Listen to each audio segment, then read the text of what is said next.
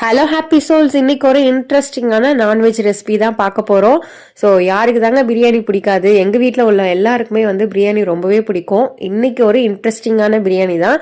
So எறா பிரியாணி எப்படி பண்ணலான்னு பார்க்கலாம் வாங்க. ரொம்பவே டேஸ்டாக ஃப்ளேவர்ஃபுல்லாக இருக்கும். ஸோ யாருக்கெல்லாம் இந்த பிரியாணி ரொம்ப பிடிக்குமோ மறக்காமல் கமெண்ட்டில் சொல்லிடுங்க. இந்த வீக்கெண்ட் மறக்காமல் உங்கள் ஃபேமிலிக்கும் ஃப்ரெண்ட்ஸ் அது மட்டும் இல்லாமல் உங்கள் குழந்தைங்களுக்கும் இதே மெத்தடில் செஞ்சு கொடுத்துட்டு எப்படி வந்ததுங்கிறதையும் கமெண்ட்டில் சொல்லிடுங்க.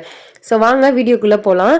ஃபர்ஸ்ட் எறா எடுத்துட்டு எறாவை நல்லா கிளீன் பண்ணி வச்சுக்கோங்க. கிளீன் பண்ணதுக்கு அப்புறமா எறாவுக்கு வந்து ஒரு மசாலா போட்டு நம்ம வந்து ஊற வைக்க போறோம். ஒரு 1/2 hour வந்து ஊற வச்சிங்கன்னா செம்ம டேஸ்டா இருக்கும்.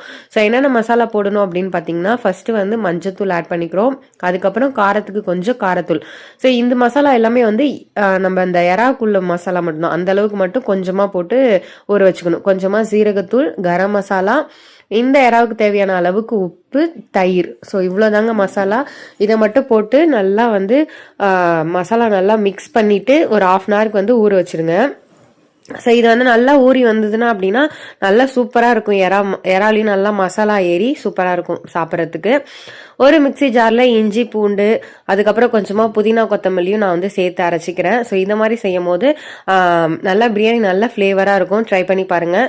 ஸோ தேவையான அளவுக்கு வெங்காயம், அதுக்கப்புறம் தக்காளி, 1/2 கிலோ அளவுக்கு பாஸ்மதி ரைஸ் நான் எல்லாமே வந்து ரெடி பண்ணி வச்சுருக்கேன். ஸோ இது மாதிரி ரெடி பண்ணிட்டோன்னா ஈஸியாக வந்து செஞ்சிடலாம். ஃபர்ஸ்ட் ஒரு குக்கர் எடுத்து வச்சுட்டு தேவையான அளவுக்கு வந்து எண்ணெய் ஊற்றிக்க வேண்டியதான். இதுக்குள்ளே வந்து ஹோல் ஸ்பைசஸ் இருக்கு இல்லையா, பட்டை, கிராம்பு, ஏலக்காய், அது மட்டும் இல்லாமல் இந்த பிரிஞ்சி இலை, ஸோ என்னென்னலாம் இருக்கோ அது எல்லாமே வந்து ஆட் பண்ணிக்கோங்க.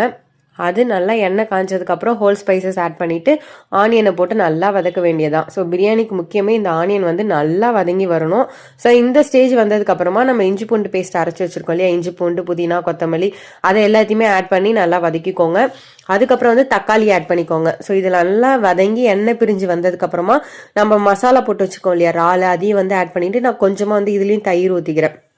ஸோ அது நல்லா கிரேவி கன்சிஸ்டன்சி வந்ததுக்கப்புறமா 1 டம்ளர் பாஸ்மதி ரைஸ்க்கு 1.5 டம்ளர் அளவு தண்ணி ஊற்றி, தண்ணி கொதிச்சதுக்கப்புறம் நம்ம ஊற வச்சிருக்க பாஸ்மதி ரைஸையும் போட்டுட்டு நல்லா கொதிக்க விட வேண்டியதாங்க. அரிசியும் தண்ணியும் ஒரே அளவு சம அளவு வந்ததுக்கப்புறமா நம்ம தம் போட வேண்டியதா.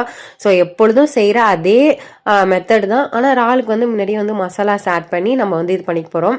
ஸோ தண்ணியும் அரிசியும் ஒரே அளவுக்கு வந்ததுக்கப்புறம் ஒரு தோசைக்கல்லை வச்சு மூடி வச்சிங்க அப்படின்னா தம் சூப்பராக பாருங்கள் செம்மையாக ரெடி ஆயிடுச்சு. நல்ல மசாலா நிறைய போட்டு பிரியாணி வந்து அவ்வளோ சூப்பராக இருந்துச்சு. எல்லாருமே சாப்பிட்டுட்டு அவ்வளோ சூப்பராக இருக்குன்னு சொன்னாங்க.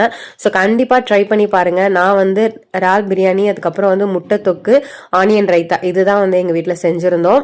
ஸோ உங்களுக்கு பிடிச்சிருந்துச்சு அப்படின்னா மறக்காமல் லைக் பண்ணிவிட்டு உங்கள் ஃப்ரெண்ட்ஸ் அண்ட் ஃபேமிலிக்கு இந்த வீடியோவை ஷேர் பண்ணிவிட்டு, ஃபர்ஸ்ட் டைம் பார்க்குறீங்கன்னா நம்ம